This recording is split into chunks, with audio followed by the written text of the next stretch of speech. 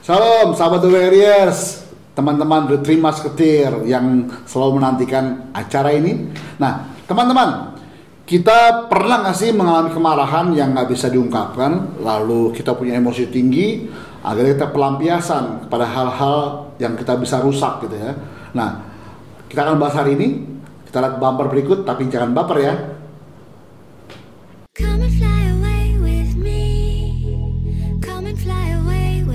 Shalom The Warriors, dalam program Three Musketeers ini ada banyak isu-isu yang kekinian yang sedang viral. Bagaimana para hamba-hamba Tuhan ini menanggapinya. Misalnya, bagaimana usaha di dalam masa pandemi ini. Bagaimana menanggapi pendeta yang dalam tanda kutip berbisnis. Dan masih banyak juga tentunya ke depannya. Mari saksikan terus, jangan sampai kelewatan. Dan juga jangan lupa untuk like, subscribe, dan juga memberikan tanggapan atau komen dari Bapak Ibu dan bisa ditulis langsung. Serta dukungannya kepada pelayanan kami juga bisa disalurkan melalui rekening yang ada di kolom di bawah ini. Yuk, mari kita saksikan. Teman.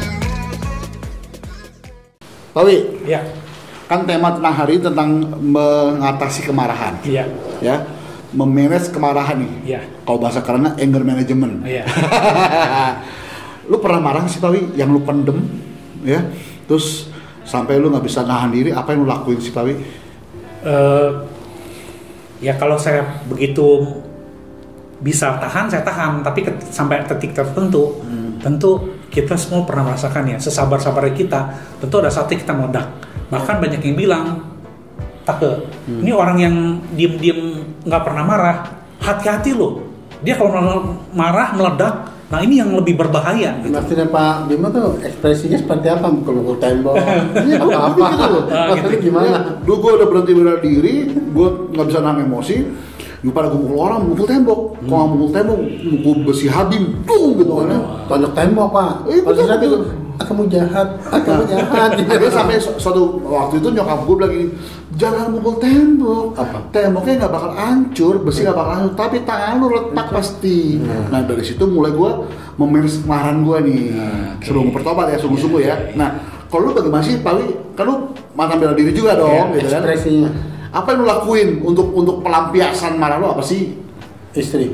Kadang ini untuk melampiaskan marah saya, biasanya nih ya Pak, ketika saya udah butak gitu ya, udah mau marah, itu biasa saya menghindari objeknya yang saya, misalnya saya marah nih sama Mas Bim. Tapi marah gue pernah kan? Begitu saya marah, daripada saya meledak, saya akan menghindari. Biasanya apa? Saya tidur. Nah, dengan tidur itu kemudian saya punya emosi akan turun. Oke. Kemudian setelah bangun biasanya saya sudah melupakan gitu. Pasti. Hal apa sih yang buat lu emosi Pak Wi? Nah, biasa kalau saya ya terutama yang membuat saya emosi itu biasa ada triggernya. Contohnya misalnya gini, kalau saya biasa dalam hubungan keluarga suami istri, ketika saya bilangin sama istri, terus dia nggak paham, nggak ngerti, malah jadi marah juga gitu, ya ngeyel gitu. Nah itu kan jadi kita tidak sejalan nih. Nah itu yang kadang-kadang bisa menyebabkan jadi sayanya marah Pak. Nah, Berarti pancingannya lebih daripada di dalam fokus keluarga lah ya. Ya, jadi memang ada pemicunya biasanya Pak.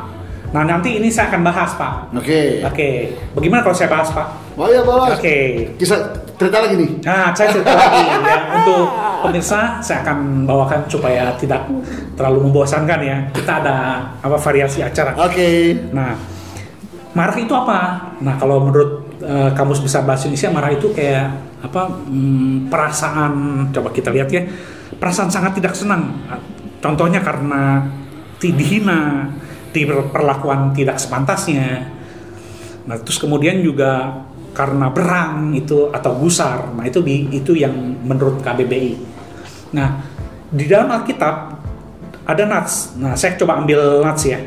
Di dalam Mazmur 37 ayat 8. Demikian firman Tuhan, berhentilah marah dan tinggalkanlah panas hati. Jangan marah itu hanya membawa kepada kejahatan. Nah, itu firman Tuhan.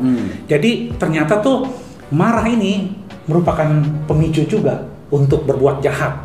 Nah, kalau sebelumnya kita pernah atau akan datang kita membahas tentang teroris, itu juga salah satu yang yang menimbulkan orang ini bisa membuat seperti itu juga amarah. Jadi banyak kejahatan yang awalnya didahului dengan amarah. Untuk itu saya akan coba menceritakan ya. Kita perlu belajar bagaimana kisah-kisah yang akan saya sampaikan ini, ada 2 kisah, itu bagaimana yang diambil sebagai contoh bagaimana mereka ini, 2 orang ini, 2 tokoh ini mengatasi kemarahan. Ya, para pemirsa, saat ini saya akan coba menceritakan tentang 2 tokoh, bagaimana tokoh ini mengatasi amarahnya atau marahnya ini.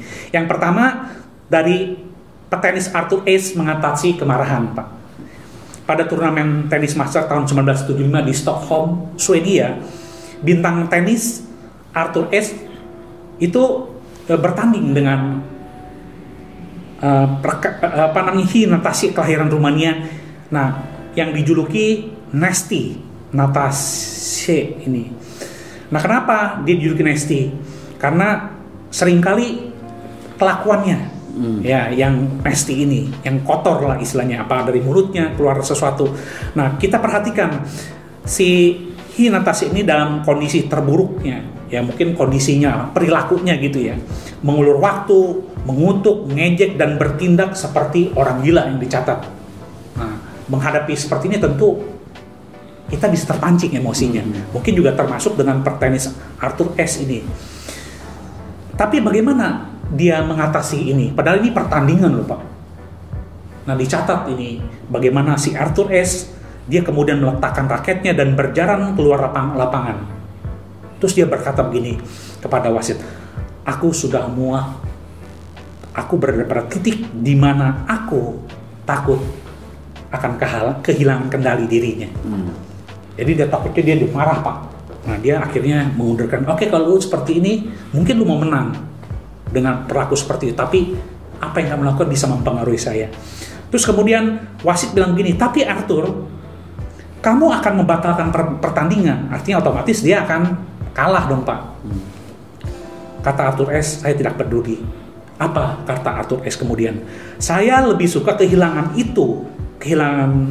pertandingan ini daripada kehilangan harga diri saya." Kalau dia sampai melakukan sesuatu yang tidak baik gitu ya. Keesokan harinya, panitia turnamen menemukan solusi yang mengejutkan, yaitu penolakan untuk yang dilakukan oleh si lawannya ini, si Nasty Natasha ini, dengan melakukan taktik intimidasi. Nah, dia kan tadi mengintimidasi itu. Kemudian kemudian mereka bersikeras agar si Nasty ini itu dibatalkan pertandingannya. Kenapa? Dengan pertimbangan apa yang dilakukan si lawannya ini tidak sportif. Dari sini Arthur Ashe dinyatakan menang dalam permainan tenis itu, dan tentunya dalam permainan kehidupan yang terutama. Ya, jadi dari pesan ini, kuasailah dirimu. Bukan hanya dalam pertandingan, tetapi dalam pertandingan hidup yang terpenting, Pak. Oke. Ya, ini kisah yang pertama. Kemudian saya akan lanjutkan kisah yang berikutnya, bagaimana seseorang atau tokoh yang saya ceritakan ini menangani kemarahannya. Berbagi kisah lagi nih ya. Oke. Ini Tommy Sterling. Yang selanjutnya adalah kisah tentang D.L. Moody mengatasi kemarahan. Nah, kita tahu ya D.L. Moody. Ya. Oke, saya tahu beliau. D.L. Moody itu disebut sebagai atau dijuluki sebagai Billy Graham-nya di abad ke-19. D.L. Moody dikenal juga memiliki temperamen yang tajam, Pak, yang juga cukup berapi-api ya, yang dia coba untuk mengendalikannya. Di suatu malam, Moody itu mendapatkan harus memimpin dua kali pelayanan, Pak. 2 kali pelayanan penginjilan secara berurut ya. Setelah pelayanan yang pertama selesai, kemudian dia pergilah ke tempat pelayanan kedua. Tetapi saat Moody berdiri dekat pintu mau masuk gitu ya, itu ada menyambut si D.L. Moody ini kerumunan, Pak. Kerumunan. Kemudian dicatat seorang pria mendekati dia dan menyampaikan penghinaan, ngomel-ngomelin lah sederhananya, atau menghina lah gitu, dengan perkataan-perkataan yang menyerang atau ofensif. Terus kemudian Moody ini marah gitu. Kemudian secara tidak sengaja dia mendorong sehingga orang yang ofensif ini atau menyerang dengan kata-kata yang menghina ini itu jatuh. Nah, di sini kan jadi masalah nih, Pak. Bagaimana dia mau menginjili, tetapi dia memperlakukan orang ini seperti itu. Nah, terus kemudian apa yang dilakukannya? Ini kan sedikit agak challenging nih ya. Kita sedang mau melayani, Pak, tetapi apa yang kita lakukan itu bisa membatal menjadi batu sandungan buat pelayanan kita. Ya. Nah, kemudian Moody bertanya bagaimana mungkin dia bisa mengkhotbahkan kebaktian kedua kalau dia sudah melakukan hal buruk seperti ini. Kemudian ketika saya melihat Tuan Moody menyerah, terpancing pada amarahnya, ada seorang pemangat ini, pertemuan ini baiknya dihentikan aja, pelayanan ini. Banyak orang yang telah melihat semuanya juga mungkin hampir tidak akan berada pada kondisi dipengaruhi apapun apa yang engkau khotbahkan. Benar memang. Tetapi bagaimana D.L. Moody ini mengatasi masalah ini? Memang ini sebuah kesalahan ya. Tetapi Moody meminta pertemuan itu untuk diatur. Kemudian dia berdiri dan dengan suara gemetar mengucapkan kata-kata yang seperti ini. Teman-teman, sebelum memulai malam ini, saya ingin mengakui bahwa saya baru saja menyerah pada amarah saya di luar aura dan telah melakukan kesalahan. Kita berkumpul di sini malam ini, saya kehilangan kesabaran dengan seorang pria di luar tadi, dan saya ingin mengakui kesalahan saya di hadapan saudara semua. Dan jika pria yang tadi saya dorong itu hadir di sini,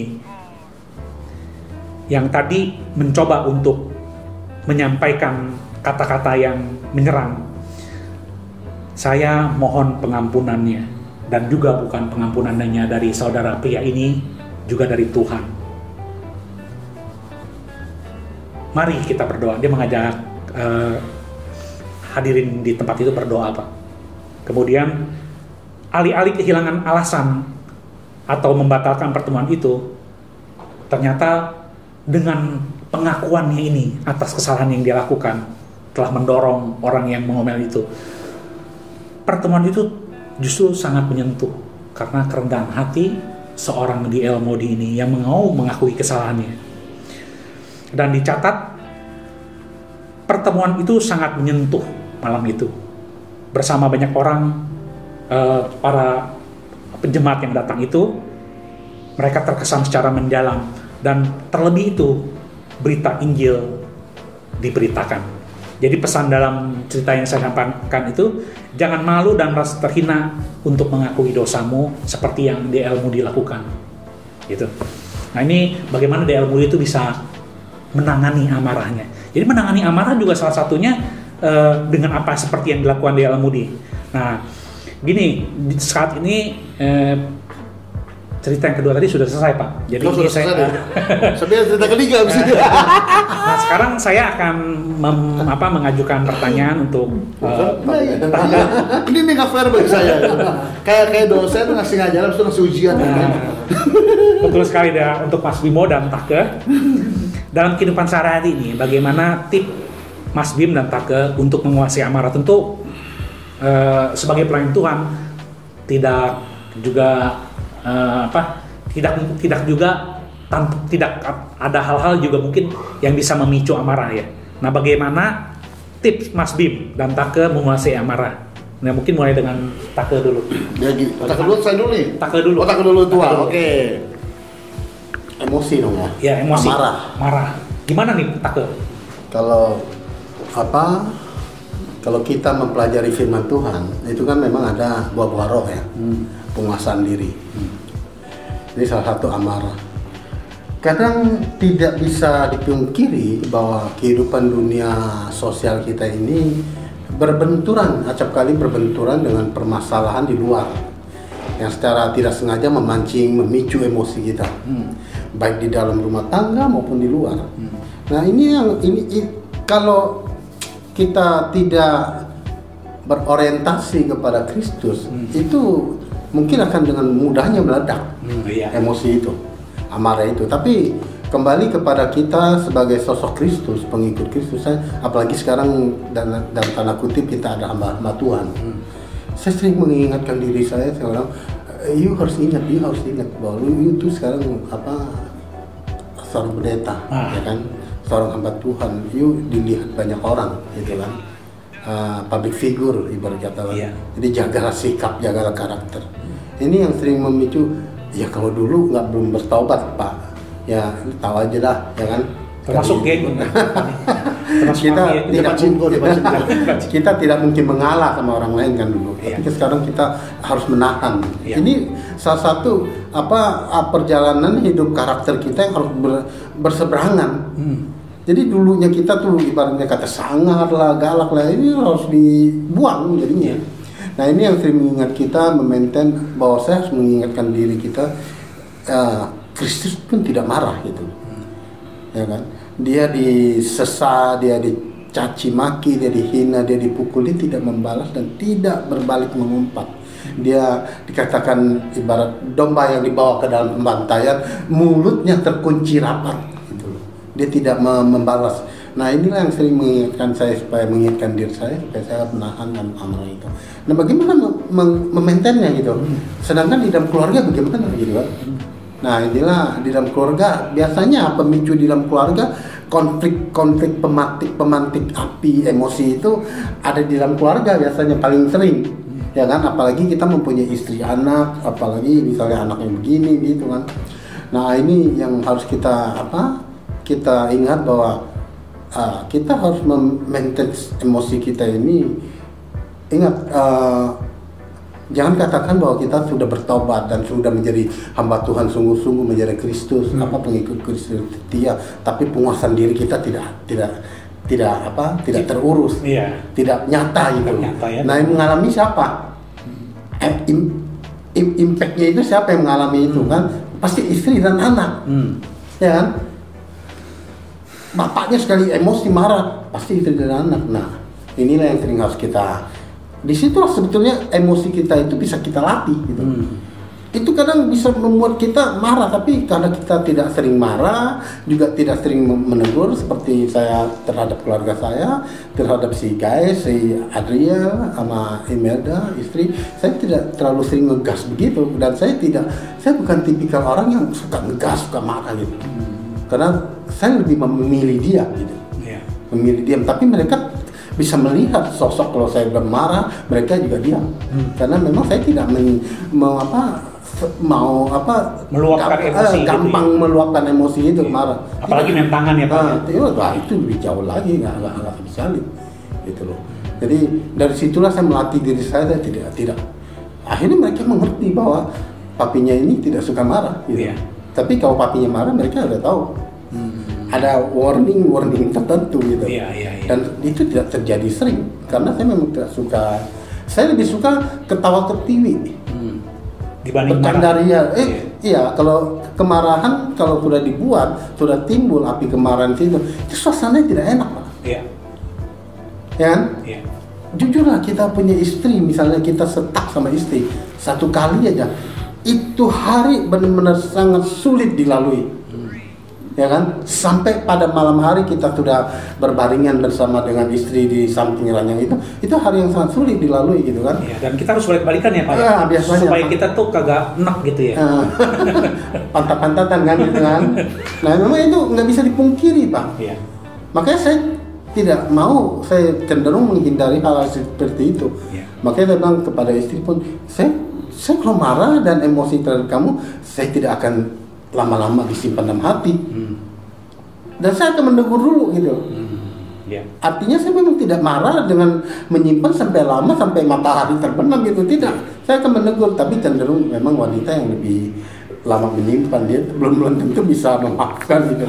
Kelihatlah ketahuan sifatnya lah. Ya memang saya sudah tegur, saya sudah marah, ya udah nanti selesai balik badan saya udah bisa ngobrol gitu. Ya, puji Sama Tuhan. istri dan anak gitu. Nah, bagaimana nih dengan Mas Bim nih? Ada pengalaman apa Mas Bim yang bisa Ini, dibagikan kepada Kalau pemirsa? teman-teman lihat saya sekarang itu udah apa ya? Udah baik. Bukan baik, 180 derajat. Sudah dijinakan lah ya itu. Berbanding terbalik sekali. Jadi Sudah dicinakan ya. kayak laki dan ini lah. Gitu. Dari dulu saya temperamental, gampang emosi, marah, kesenggol dikit emosi gitu kan. Terus sejak hamba Tuhan saya belajar bagaimana mengontrol diri gitu. Karena tadi bawa itu. Tapi ada momennya saya tuh pasti akan diam. Nah, bagi orang-orang yang kenal saya pasti kalau saya diam itu tahu saya pasti marah besar. Iya. Ya. Tapi seringkali malah kalau bercandain. Nah, saya tetap diam. Bagaimana saya memanage marah saya? Pertama, ya saya biasa main gitar. Oke. Sama gitar saya nangis dulu sama Tuhan. Jadi emosinya diluapkan dalam penyembahannya. Penyembahan gitu. Kenapa? Karena Ini salah satu trik yang bagus. iya saya penyembah gitu. Karena dengan penyembah saya bisa meluapkan emosi saya. Meluapkan Saya ngomong emosi, gitu ya. ya. Kenapa saya belajar? Kenapa sih orang bisa marah? Karena ternyata yang tersinggunglah harga diri biasanya. Nah, sedangkan saya diingetin Tuhan, kapan mesti marah? Oh, harga diri aku aja gak ada harganya, gitu kan? Dan masih saya belajar lagi, barang siapa direndahkan dia akan tinggikan. Makanya saya belajar menjadi pribadi yang rendah hati banget. Gitu. Makanya kalau teman saya kan teman di gereja suka ngecewain gitu ya. Saya dia baik, kenapa saya belajar? Saya belajar menata hidup, tapi ada juga omongan yang pedas kan gitu ke saya. Terus bagaimana saya caranya? Saya nyembah. Ya. Karena jujur ya, sebelum saya bertobat sungguh-sungguh sama Tuhan, mulut saya jahat. Dulu saya main tangan, main kaki, bahkan main fisik. Tapi ketika saya mulai belajar di STT, berubah. Jahatnya bukan di tangan, di mulut gitu kan. Nah, tapi saya terus belajar gitu. Bagaimana mulut saya tuh jangan satu sisi saya menceritakan kabar baik tentang Tuhan, memuji Tuhan, tapi mulut saya juga jorok gitu kan. Gitu loh. Iya. Apa tadi namanya itu? Hah? Nasty. Iya. Nasty. Nasty. Gitu, kan. Nah, akhirnya saya belajar gitu. Nah, saya belajar ternyata yang membuat saya emosi selalu bersinggungan dengan harga diri. Berarti ada nilai, oh berarti saya masih sombong. Karena Tinggi hati. Karena setelah saya di 10 nih, tiba-tiba orang itu meledakan saya di 5. Wah, nggak bisa gitu kan.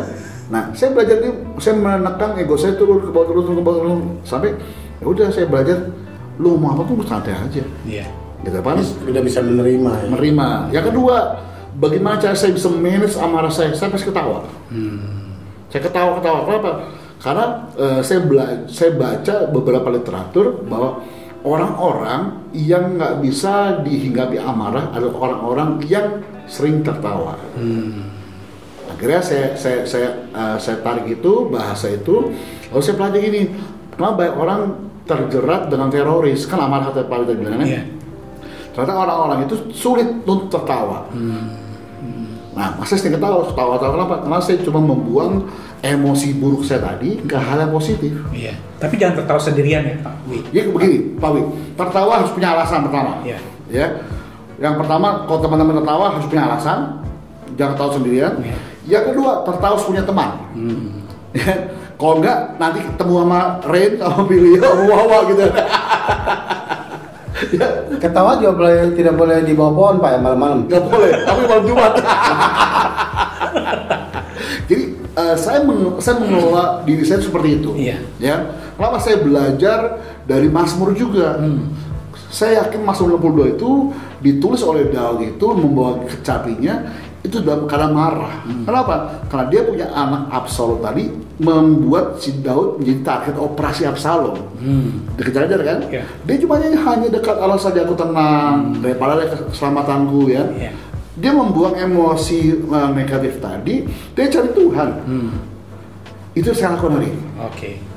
Di bawah kaki Tuhan saya bisa nangis, saya bisa curhat. Ini kayak ini saya mau rekaman, saya pasang di mobil. Nyanyi sendiri kayak orang gila ya kayak gitu, terus saya nangis sama Tuhan gitu. Jadi di balik tampang saya yang sangar ini, ya kata Pak bilang, lu maunya ngegas, tapi suka melankolis gitu kan. Ternyata di balik tampang sangar-sangar kita ya teman-teman ya, kita punya hati itu yang apa ya, rentan gitu. Hati rinto, bukan rambo. Hatinya rapuh sekali ya. Rapuh sekali. Jadi Yeah. saya nggak bisa lihat orang nangis, saya pasti nangis. Ya, saya nggak bisa lihat orang lapar, saya pasti lapar gitu. Itu ketahuan Pak. Gitu Ya, Pak Bi. terima kasih. Jadi dari tadi perbincangan kita bisa dapat beberapa, misalnya contoh dari Pak Riko, ketika kita mau amarah, kita harus ingat loh, kita ini siapa? Ya. Jangan sampai mempermalukan nama Tuhan gitu ya. Ya. Terus kemudian juga Pak Riko bilang, salah satunya juga kita harus sering membaca firman. Ketika firman itu membaca, kita tahu salah satu dalam buah-buah roh itu adalah juga kita bisa menguasai diri ya, Pak Riko ya. Nah terus kemudian dari Mas Bimo juga bilang, ketika kita atau Bapak Ibu Saudara sedang amarah, bisa juga diluapkan itu melalui memuji Tuhan. Nah itu bagus sekali Mas Bimo, jadi inspirasi juga buat kita ya. Kemudian juga Mas Bimo tadi bilang juga beberapa tips-tips dari Mas Bimo ya. Nah kemudian jadi sebagai kesimpulan ada beberapa kata-kata bijak tentang kemarahan nih, Ya. Pak Take dan Mas Bim. Pertama, kemarahan itu ibarat benda yang dapat menyebabkan banyak kerusakan pada wadah penyimpanannya. Jadi artinya gini, kalau kita menyimpan kemarahan itu di dalam hati, kemudian hatinya bisa jadi pahit. Maka dari itu dibilang, jangan menyimpan kemarahan, nanti kamu bisa jadi Akar pahit pahit. hatinya. Pahit. Akar pahit, luka batin kemudian. Ya. Dan kemudian kalau kita lihat, banyak timbul penyakit-penyakit yang fisik itu karena hatinya pahit. Nah, jadi kebawa kepikiran. Nah itu ya. Terus kemudian juga karena dampak amarah yang rusak, seorang filsuf Yunani itu mengatakan demikian. Jadi kalau kita tahu ada Socrates punya murid namanya Plato punya murid namanya Aristoteles. Yang saya maksudkan ini adalah perkataan filsuf si Aristoteles. Demikian, siapapun bisa marah. Marah itu mudah. Yang perlu dilakukan adalah marahlah kepada orang yang patut dimarahi, dengan ukuran yang benar, pada waktu yang tepat, untuk tujuan yang benar, dan dengan cara yang benar. Waduh, kalau Aristoteles ngomong begini, mendingan kita nggak marah ya Pak ya. Artinya gini, marahlah dengan cara yang bijaksana. Nah itu yang mau disampaikan Aristoteles. Kemudian ada seorang tokoh juga Franz R. Havergal. Kemarahan itu seringkali akan diekspresikan dengan berbagai cara. Dengan tangan lah, dengan ucapan kemarahan, dan juga dengan tindakan. Ya. Cara kita menangani amarah bisa merupakan kemenangan atau kekalahan pribadi. Ya tadi kita bisa melihat bagaimana seorang Nehemia akhirnya dia bisa dengan caranya mengatasi masalah, dia mengalami kemenangan. Tapi ingat, cara ini penting. Tadi itu, jangan sampai pelampiasan ya Pak Bimo ya. Kemudian sebagai penutup, di dalam Amsal 29 ayat 11, orang bebal melampiaskan seluruh amarahnya, tetapi orang bijak akhirnya merendahkannya. Demikian Trimasketir hari ini. Saya Pawi. Saya Mas Bimo. Saya takut. Sampai jumpa di Trimasketir dengan tema selanjutnya. Tuhan Yesus berkati. Tuhan Yesus berkati.